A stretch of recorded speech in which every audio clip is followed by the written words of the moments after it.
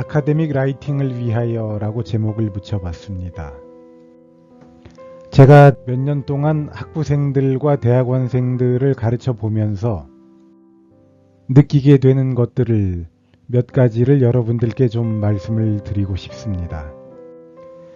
일단 우리는 대학이라는 학문의 장에 와 있습니다. 우리가 대학에서 훈련을 하려는 것은 학문을 훈련하는 것이지요. 우리 과목을 듣고 있는 많은 사람들 중의 또 많은 수는 자기 나름대로 사회의 각 분야에서 훈련을 쌓은 사람들입니다. 그런데 그 사람들이 학문의 세계에서 학문의 훈련을 쌓고 싶어서 이 자리에 모여 있는 것이지요. 우리는 직업의 세계가 아니라 학문의 세계에서 생활하는 방식을 익히려고 와 있습니다. 그리고 우리의 과제는 주로 글쓰기로 행해지는데 학문의 세계에서 행하는 글쓰기를 아카데믹 라이팅이라고 합니다. 그러니까 우리는 대학에서 인문 과목들에 대하여 과제를 제출할 때 아카데믹 라이팅의 관행을 따라서 글을 써야 합니다. 이번 시간에는 이러한 아카데믹 라이팅과 관련한 몇 가지를 여러분들께 당부드리고 싶습니다. 컨벤션이라는 말이 쓰여 있죠. 이것은 행사라는 뜻이 있습니다. 그래서 무슨 호텔 컨벤션 센터, 컨벤션 홀이라는 말이 있죠. 그런 말들의 뜻은 행사하는 곳이라는 뜻입니다. 그런데 우리가 지금 이야기할 컨벤션은 관행, 인습, 관습, 전통 등등의 의미를 가지는 경우를 말합니다. 어느 사회적 집단이나 그 집단 특유의 컨벤션이 있지요. 우리는 자기가 생활하고 있는 각각의 전문 분야에서 그 전문 분야 나름의 관행, 인습, 관습, 전통의 교육을 받고 그것에 익숙해져 왔습니다. 대학도 마찬가지입니다. 학문의 세계에는 학문의 세계 나름대로의 관행, 관습, 전통이 있지요. 우리는 그런 것을 배우고자 대학에 들어온 것입니다. 이 관행과 관습, 전통이라는 것은 법률로 정해진 것은 아닙니다. 그래서 우리가 그 전통이나 관행을 따르지 않는다고 해서 우리가 경찰에 잡혀가거나 우리에게 구속영장이 발부되거나 감옥에 가거나 하게 되지를 않습니다. 그러나 우리가 그 분야에서 잘 생활하기 위해서는 관행, 관습, 전통, 인습을 알아야 하는 것이지요. 우리는 학문계의 그런 컨벤션을 익히고자 그것을 우리가 장착하고자 비싼 등록금을 내고 여기에 모여 있습니다. 이 점을 기억해 주십시오. 그래서 우리는 과제를 내기 위해서 글을 씀에 있어서도 학문계의 관행을 배우고 그것을 익히기를 원합니다. 다음 슬라이드를 보도록 하겠습니다. 자, 이것이 지금 보이는 사진이 미국에서 통용되고 있는 아카데믹 라이팅의 관행입니다. 이것은 MLA라고 하는 스타일로 글 쓰는 방식인데요. 일단 보시면 여기 이렇게 용지의 크기가 정해져 있죠. 이렇게 되어 있는 것은 레터라는 이름의 용지 사이즈입니다. 우리는 주로 A4 용지를 쓰지만 미국에서는 레터라는 사이즈의 용지를 사용하죠. 그리고 이 위에는 1인치의 여백을 띄게 되어 있습니다. 또 양옆으로도 1인치를 띄고요.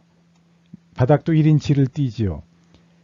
그 다음에 이런 식으로 간격을 띄우게 되어 있고 또 요만큼 2분의 1인치를 들여쓰기를 하죠. 그 다음에 이제 이런 식의 행간을 더블 스페이스라고 합니다. 다음 슬라이드를 보도록 하죠.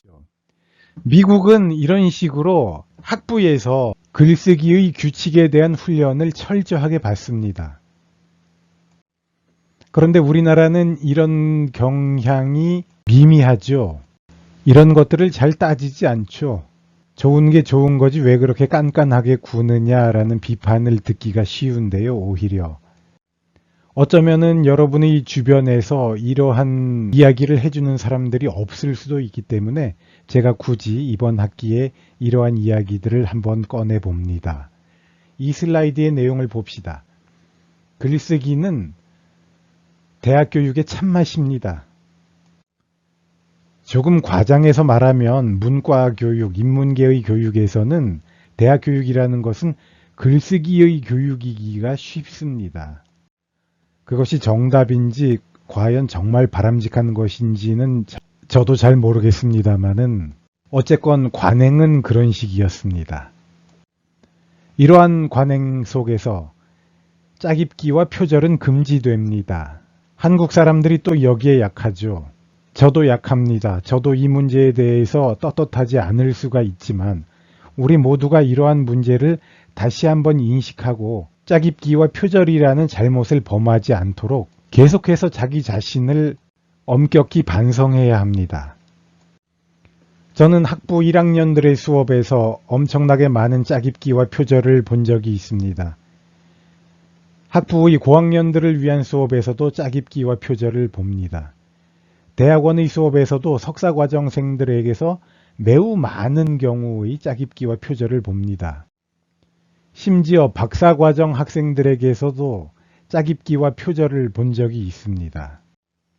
우리 사회의 수많은 유명 인사들이 간판을 따기 위해서 들어간 대학원에서 짜깁기와 표절로 학위를 받고 그것이 나중에 들켜서 곤경을 치르게 된 경우들이 있지요. 이제는 점점 우리 사회가 이 문제에 대해서 엄격해지고 있기 때문에 우리는 지금부터 차근차근히 훈련을 해 나가야 합니다. 짜깁기나 표절을 하지 않도록 합시다. 쉬운 글을 쓰는 것은 부끄러운 일이 아닙니다. 그러니까 다른 사람의 생각을 빌려오기보다는 되도록이면 솔직한 자기 자신의 견해를 쉬운 말로 쓰도록 합시다. 그리고 되도록 자신의 경험에 기반한 글을 씁시다.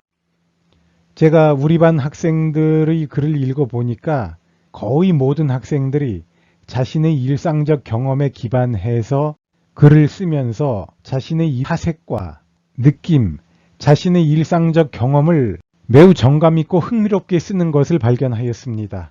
아주 바람직하죠. 이런 방향을 계속 유지하도록 합시다. 그러니까 우리는 쓸데없는 잘난 척, 쓸데없는 아는 척, 쓸데없는 현악 같은 것을 할 필요는 없습니다. 대학에는 다 전공자들과 전문가들만 모여있기 때문에 쓸데없이 현악을 하면 결국에는 자신의 무지와 위선, 거짓이 탄로나게 되어 있습니다. 그러니까 내가 남들에 비해서 못나 보이지 않을까, 꿀리게 되지 않을까 이런 걱정은 하지 말고 적어도 우리 수업에서는 자기만의 생각을, 자기 자신이 가지고 있는 솔직한 생각을 쉬운 말로 차근차근히 적도록 합시다. 한 문장에서 연속으로 6개나 7개 이상의 단어가 중복되면 그것은 표절입니다. 내가 쓴 글이 다른 사람이 쓴 글과 6개나 7개 정도의 단어가 똑같다 그러면 표절입니다. 우리 주변에 우리 자신을 포함해서 이런 실수를 범하는 사람들이 어마어마하게 많지요. 이렇게 다른 사람이 쓴 글과 6개나 7개 이상의 단어가 같은 글을 쓰는 사람을 표절쟁이라고 저는 욕하고 싶지는 않습니다. 우리 중에 그 누구가 이런 실수로부터 완전히 자유로울 수가 있을까요?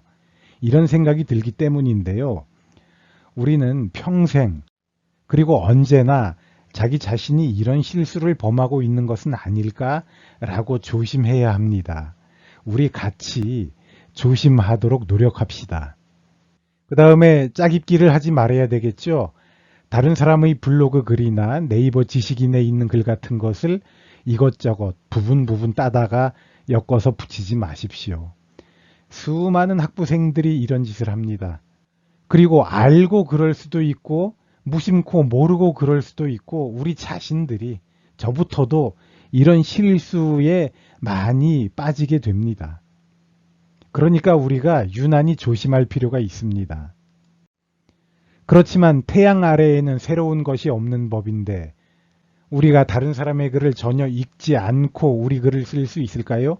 다른 사람의 글을 참고할 수 있죠. 그럴 때는 이렇게 합시다.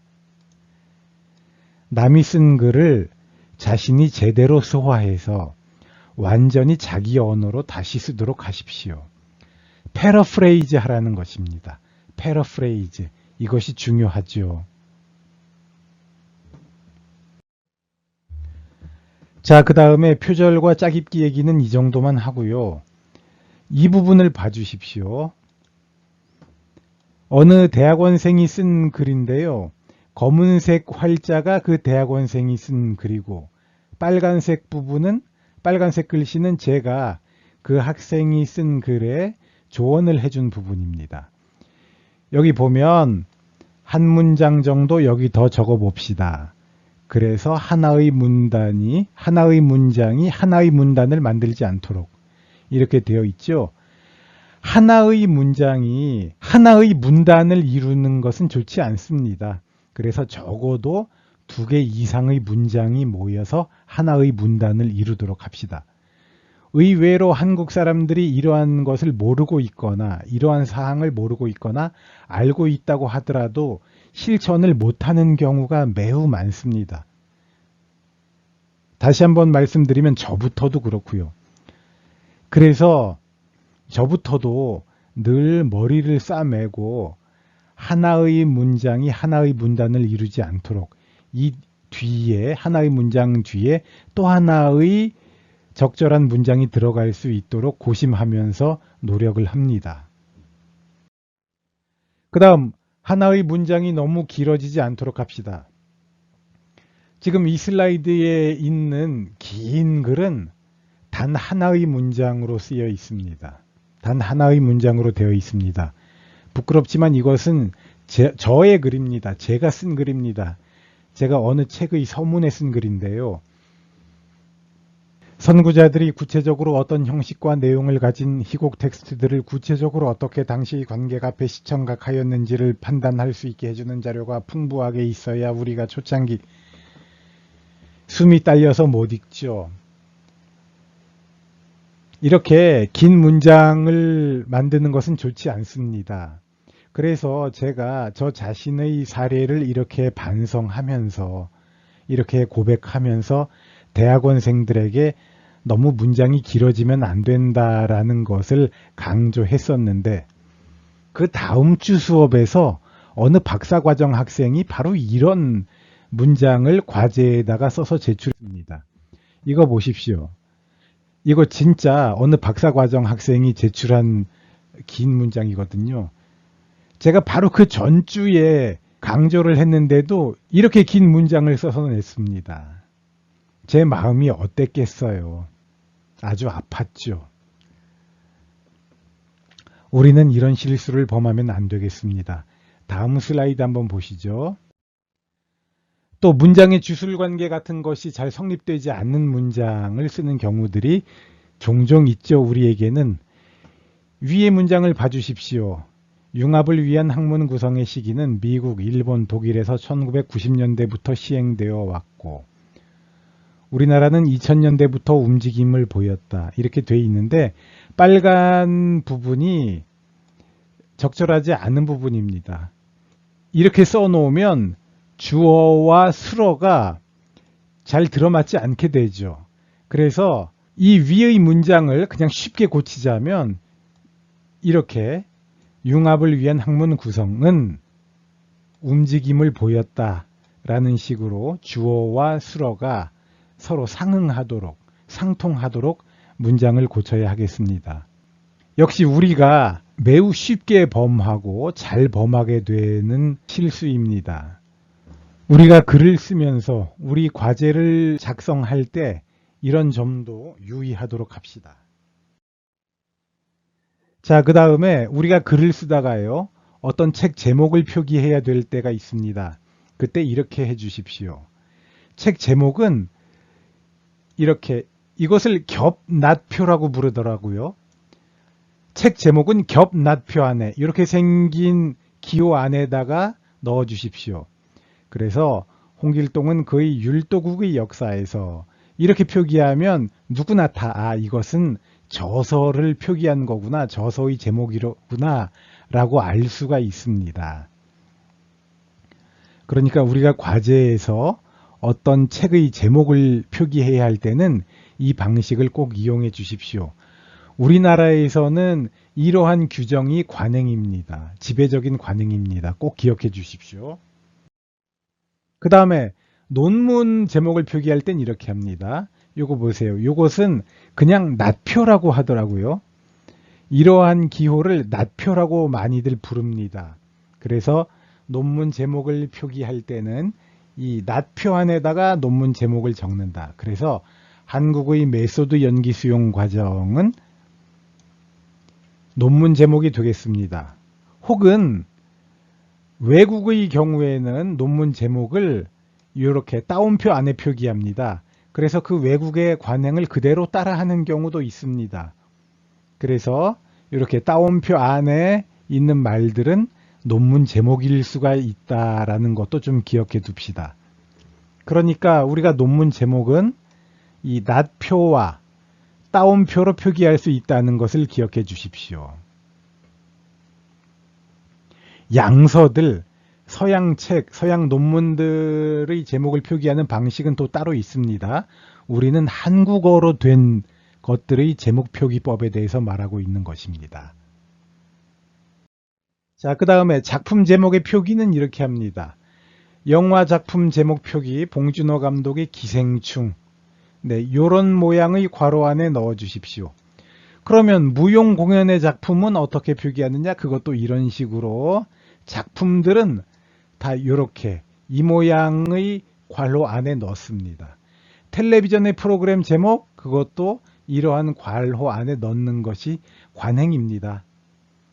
법률로서 이렇게 정해져 있는 것은 아니죠. 이렇게 표기 안 한다고 해서 경찰이 출동하는 것도 아니고 나에게 체포영장이나 구속영장이 발부되는 것도 아닙니다. 그냥 관행이죠. 나는 이렇게 안 할래. 그러면은 안 해도 됩니다. 그렇지만 내가 이러한 기호들을 사용해서 관행적인 전통적인 방식으로 제목들을 표기하지 않는다면 나의 글을 읽는 사람들은 나에 대해서 이렇게 생각하게 되겠죠. 아하, 이 친구는 훈련이 덜 되어 있구나. 이런 문제에 대하여 굳이 신경 쓰지 않는 사람들은 이렇게 말할 수 있을 것입니다. 학부생들이 다 그렇지 뭐. 아니면요, 조금 깐깐한 성격을 가진 사람들은 이렇게 말할 수도 있습니다. 아, 이게 뭐야 이거. 얘 선생이 누구야? 얘 어느 학교 무슨 과에서 이렇게 배웠어? 이 학교 애들이 형편없구만. 이렇게 말할지도 모르죠. 그러나 대부분의 경우는 그냥 넘어갑니다. 그렇게들 그냥 넘어가지만 우리도 그냥 무조건 넘어갈 수는 없죠. 이러한 규정들이 있다. 이러한 지배적인 관행은 있다라는 것을 알고서는 넘어가야죠. 그리고 우리는 실천을 해야겠지요. 우리 그러려고 대학에 등록한 거 아닙니까? 어영부영 농땡이 치다가 간판 하나 따서 나가겠다. 이런 생각으로 입학한 사람은 아마 우리 중에는 없을 겁니다. 다음 슬라이드 보도록 하죠. 활자가 겹쳤네요. 대학 교육은 논문 쓰기를 지향하고 있습니다. 학부 수준의 수업에서 학부생들에게 논문을 써라 이렇게 요구하지는 않죠. 그렇지만 학부 때부터 쓰기 시작하는 학문적 글쓰기라는 것은 결국 나중에 가면은 최종적인 목적은 논문 쓰기이거든요. 그러니까 주장을 하는 글을 쓰는 것입니다. 그러니까 또 어떻게 되겠습니까? 우리의 글은 확신을 가지고 자기 주장을 해야 합니다. 그런데 물론 주장의 근거가 타당해야 하겠지요. 주장의 근거가 충분해야 하고 그것들이 충분히 타당해야 합니다. 밑도 끝도 없이 우기는 것이 아니죠. 자, 그러니까 자기 글의 마무리를 조금 더 신경 써볼 필요가 있겠습니다. 첫 번째 예문을 봐주십시오. 학부생들이 이런 실수 엄청나게 하거든요. 이것은 실수는 아니지만 글이 세련된 표현은 아닙니다. 이번 과제를 하고 나니 아더 밀러의 다른 작품들을 더 읽어보고 싶어졌다. 그의 다른 작품들은 어떤 모양일지 궁금하다. 이런 식으로 글의 마무리들을 학부생들이 많이 합니다.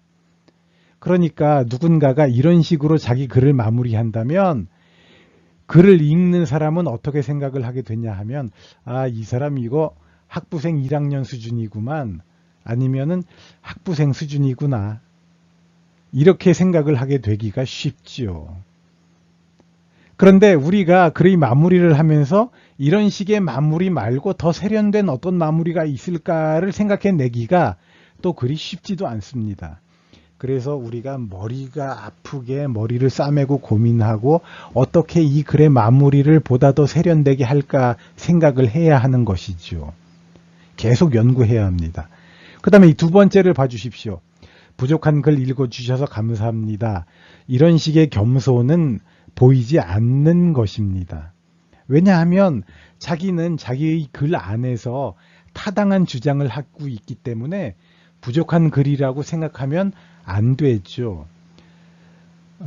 최소한의 겸손을 가지는 것은 좋습니다. 그러나 너무 속된 말로 긴다고 그럴까요? 그럴 필요는 없는 거죠.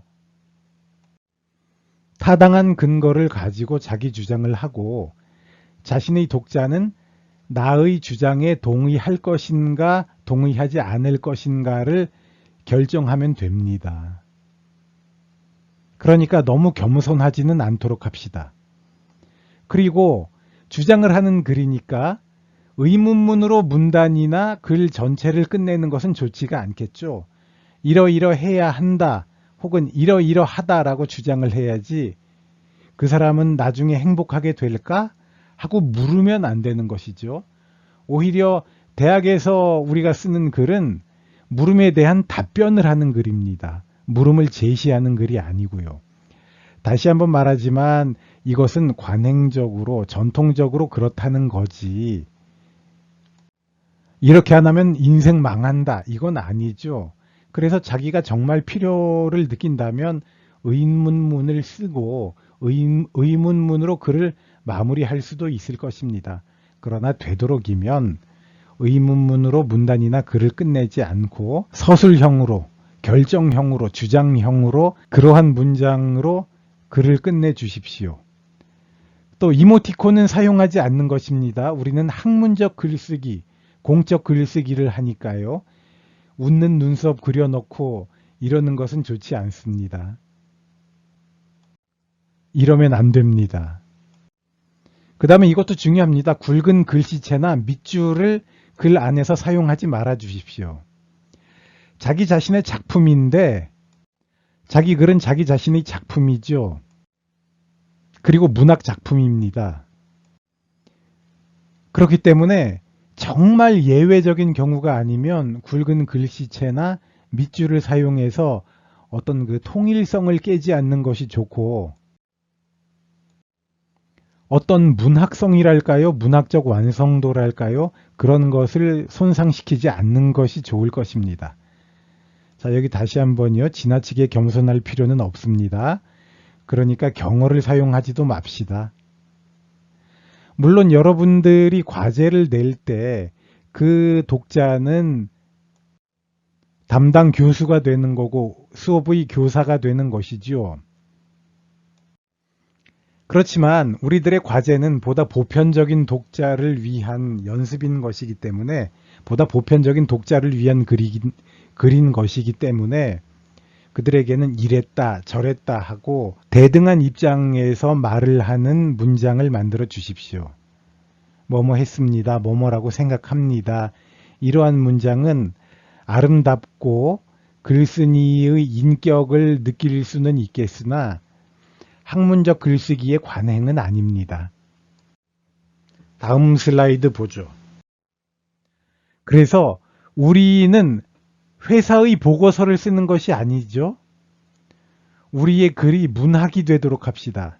그런데 이 문학이라는 것은 그러니까 아름다운 구절을 쓰고 시적인 표현을 쓰고 그러자는 얘기가 아니고요. 산문을 쓰되 그 산문이 보다 더 아름답고 보다 더 흥미로워질 수 있도록 하자는 겁니다. 그래서 우리가 내는 과제를요, 영어로는 에세이라고 그래요.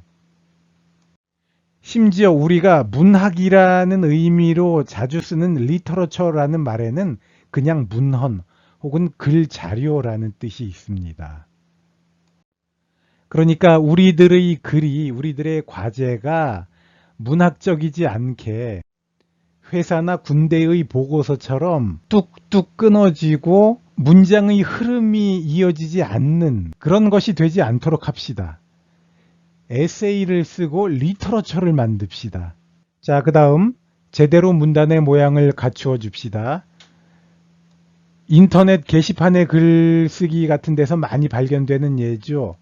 문장 하나 딱 쓰고 그 다음 문장은 또 바로 그 밑에 쓰고 그 다음 문장 또 이 밑에 쓰고 학부생들이요 이런 식으로 글쓰기를 너무너무 많이 합니다. 이것을 고쳐주지도 못하겠어요. 너무 많이들 이렇게 하기 때문에. 그러나 우리가 옛날에 국어책을 보면 우리가 문단이라고 말할 때는 다 이러한 모습을 가지고 있는 것들을 말합니다. 문장들이 나오고 또 이어지지요. 이런 식으로 제대로 된 문단을 만들어 주십시오. 그리고 여기 보세요. 들여쓰기 했지요? 꼭 들여쓰기도 해 주십시오. 더 할 말이 많지만 오늘은 이 정도만 이야기하도록 하지요. 나중에 기회가 있으면 또 이야기하도록 하겠습니다. 여러분 고맙습니다.